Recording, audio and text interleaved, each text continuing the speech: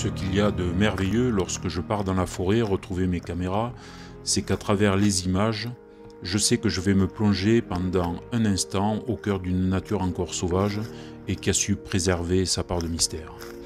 Et que, sans ces moyens de prise de vue, il serait difficile pour moi d'obtenir ce niveau d'observation. L'on me dit parfois que les images sont un peu toujours les mêmes et que l'on connaît les animaux d'Europe et de France, que l'on sait à quoi ils ressemblent.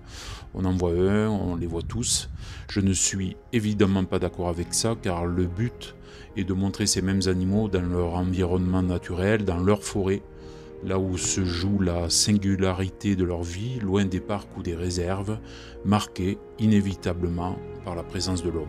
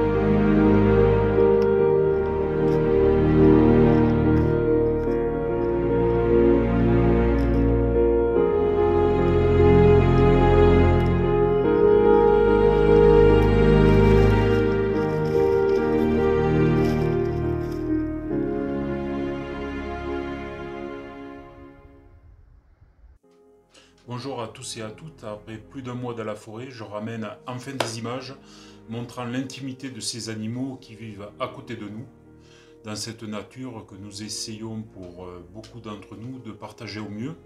C'est sur les bords les plus reculés de la forêt, à 1700 mètres environ, qu'étaient posées mes caméras, enregistrant sans faillir une vie touchante, car intacte et préservée.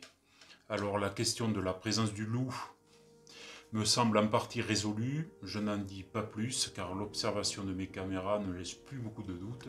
Je vous laisse découvrir tout ça et on se retrouve à la fin pour débriefer un peu.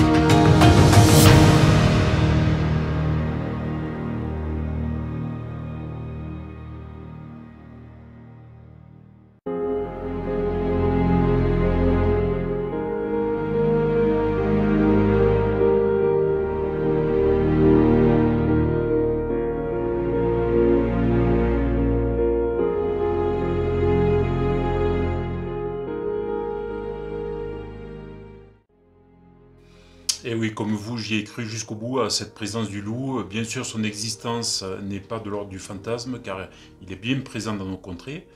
Alors j'avoue mon excitation lorsque je découvrais les images de mes caméras et ma déception lorsque j'ai réalisé que c'était un renard. Mais bon, il est tellement beau ce renard et quel acteur furtif qui a laissé planer le doute jusqu'au bout.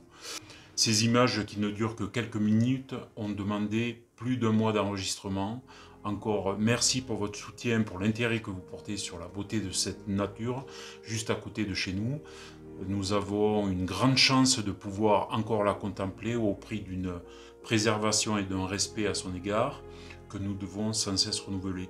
Si la question de la présence du loup demeure malgré ce magnifique renard qui démontre que son habitat et son terrain de chasse demeuraient bien dans l'axe d'observation de ce soi-disant jeune loup qui aurait pu être bien entendu confondu avec notre goupil.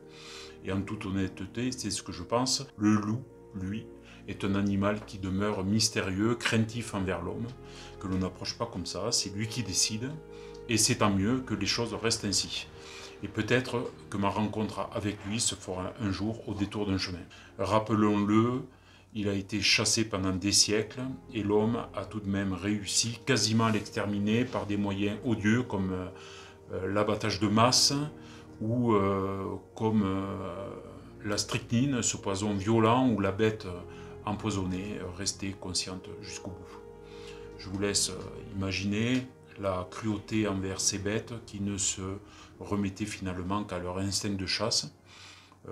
Bien évidemment, je comprends la menace sur les élevages et les dégâts qu'un seul individu peut causer, mais leur seul moyen de survie est ancré dans leur propre nature et c'est à nous, les seuls êtres conscients dans l'ensemble de cette nature, à trouver les solutions afin de préserver notre biodiversité. Je vous laisse avec quelques mots extraits de ce poème d'Alfred de Vigny. N'oubliez pas de vous abonner, de liker, la petite clochette de notification, de partager évidemment les vidéos. Quant à moi, je vous dis à bientôt pour une nouvelle histoire.